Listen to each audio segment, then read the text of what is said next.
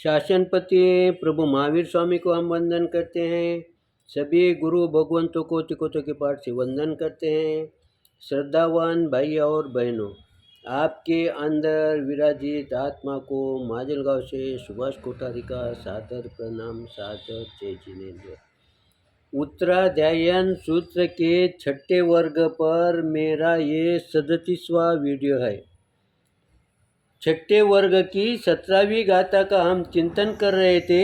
येसना समियो लज्जु गामे अनिये वो चरे अपमंतो पम्मतेहि पिंडे वायम गवेशये।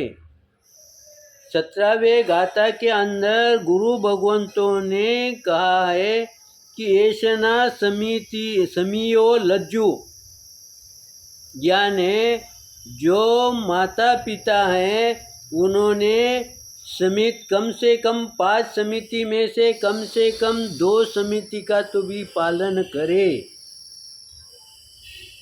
तो उससे क्या होगा?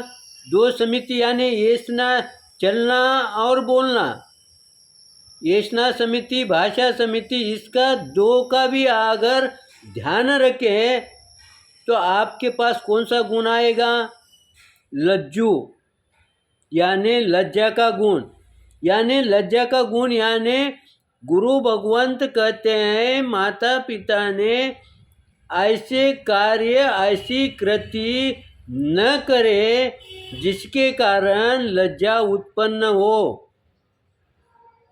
और कल हमने 2 बातों पर चिंतन करते करते हमारा समय पूर्ण हो गया था। अपमंतो पम्मतेहि, यानी अप्रमत्त माता पिता।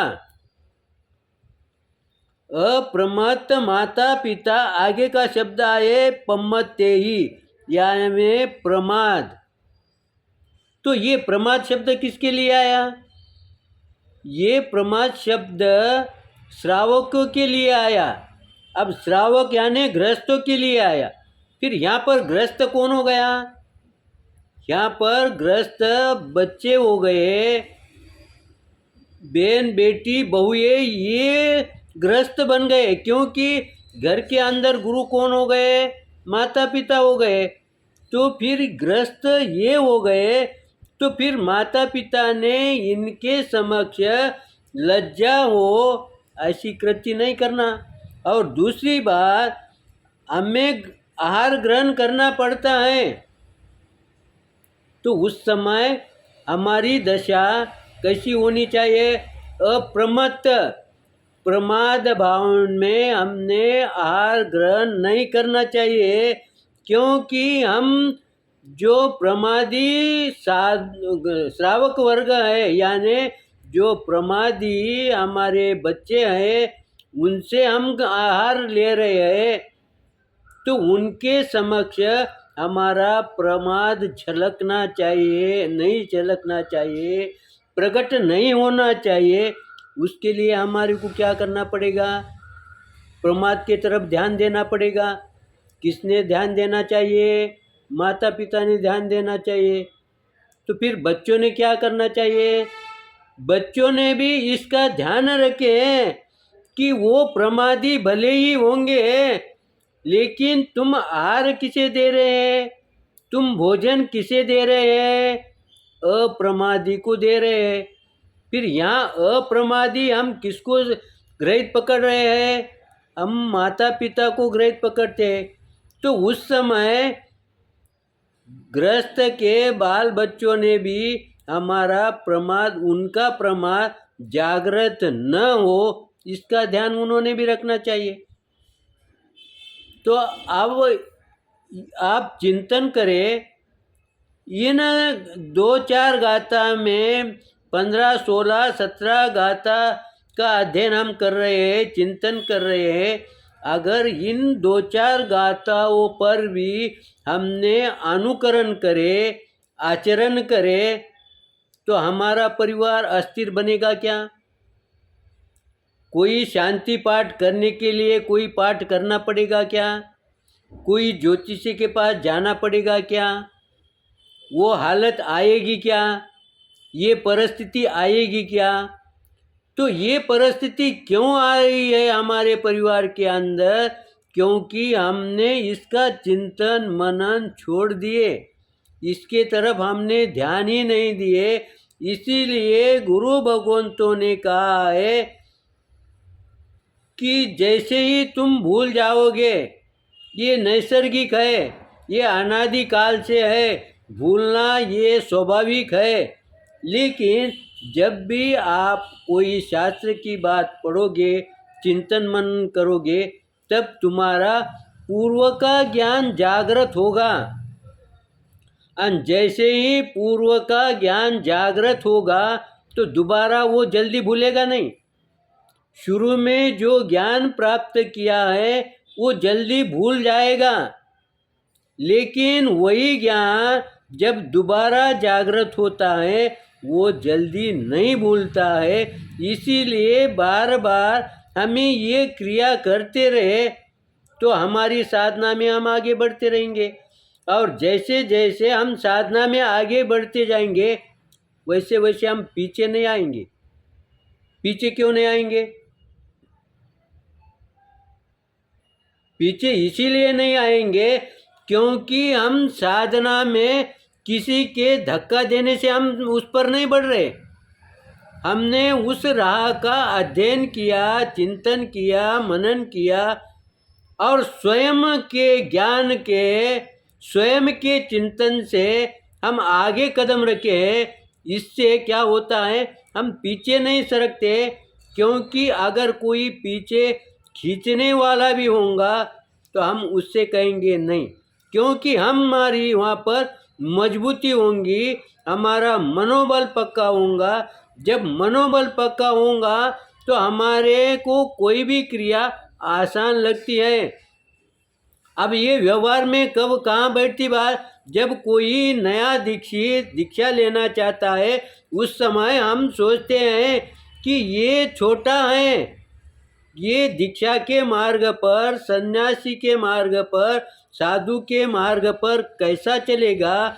ये दिल में इतना प्रमादी है, संसार में इतना प्रमादी है, ये इस पर ये संयम पाल पाएगा या नहीं पाल पाएगा, ये शंका हमारे में आती कि नहीं? क्योंकि हमारे में वो मनोबल नहीं है। लेकिन जो दीक्षा ले रहा है उन्होंने अपना मनोबल मजबूत किया है।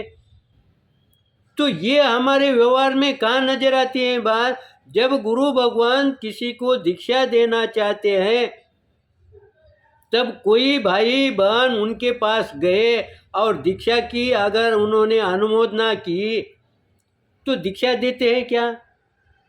नहीं, उन्हें वो पहले बनाते हैं, पहले उन्हें कसौटी पर नहीं उतारते, पहले उन्हें अपने साथ रखते हैं और उन्हें इतना मजबूत बनाते हैं कि उसका मनोबल जाग जाएगा। जैसे ही उसका मनोबल जागृत होगा, उसका हृदय जागृत होगा, उस समय उसे अच्छा या गलत, सही इसका ज्ञान होगा। उसको किसी के ज्ञान पर अवलंबन नहीं रहना पड़ेगा, उसका स्वयं का ज्ञान जागृत होगा। जब कोई भी क्रिया करने की है उस समय हमारा स्वयं का ज्ञान अगर जागृत हो गया तो समझ लो वो कार्य उससे सही सही सलामत से वो पूर्ण करेगा। वो अधूरे में नहीं छूटेगा, अधूरे में पीछे नहीं सरकेगा, क्योंकि उसकी अब आत्मा जागृत हो गई। इसीलिए हमारे गुरु भगवान कभी कभी कहते हैं कि आत्मा को जागृत करो। शब्द हमारे ध्यान में रहते हैं लेकिन वो हम भूल जाते हैं, लेकिन ऐसे समय पर वो शब्द वापिस जागृत होते हैं कि उन्होंने आत्मा को जागृत करो, यानी कैसा, उसको हिलाने का है क्या? हिलाने का नहीं है। जैसे ही तुम्हारा चिंतन चलेगा वैसे ही तुम्हारी आत्मा जागृत हो जाएगी। और जब आत्मा जागृत हो जाएगी तब तुम्हारी क्रिया ही सही क्रिया बनेगी। भले ही आने जाने वाले को, गृहस्थी लोगों को आप श्रावक के अंदर दिखेंगे, व्यवहार के अंदर दिखेंगे, लेकिन आपका व्यवहार टच ही नहीं करता।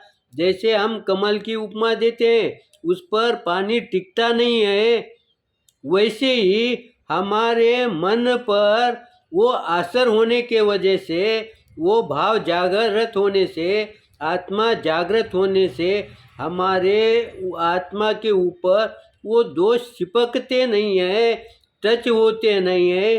फिर हमारी क्रिया कैसी भी रहने दो, इसीलिए जब क्रिया का स्पर्श ही नहीं होता तो कर्म बंद कहाँ से होंगे? और जब कर्म बंद ही नहीं होंगे तो उससे हम मुक्त होने का सवाल ही नहीं पैदा होता है। इसीलिए गुरु भगवंतों ने कहा है कि इस 17वें गाथा के अंदर 15, 16, 17 से गुरु भगवंतों ने सिर्फ हमारे व्यवहार के बारे में, हमारे घर के अंदर जो कलह है वो कलह कैसे कम होगा, इसका चिंतन करने के लिए हमें ये समझाया है। क्यों समझाया है? अगर आपके घर के अंदर का कलह दूर होगा तो आपका साधना में मन लगेगा, सामायिक में मन लगेगा, धार्मिक क्रिया में मन लगेगा। इस तरह से समय को देखते हुए हम यहाँ पर रुकते हैं। मेरे से कोई विपरीत आया होगा तो क्षमा करेंगे, सही आया होगा तो लाइक करेंगे, शेयर करेंगे। इसी आशा के साथ ओम शांति।